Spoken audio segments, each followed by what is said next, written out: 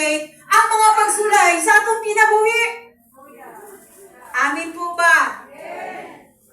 So gusto sa Dios nga ang tanang pagsulay nga moabot sa atong kinabuhi karong udtuha, karong adlaw, gusto niya nga masabta nato or i-convert nato ang mga pagsulay ngadto sa mga panalangin.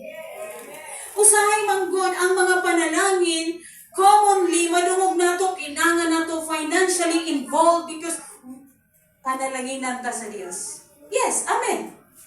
That is a short part of it. Pero ang tinuod nga mga panalangin nga mula hutay. Tanan daw mingon, panalangin nga mula hutay. Dili ng panalangin nga karon lang. Nya pag-augma wala na.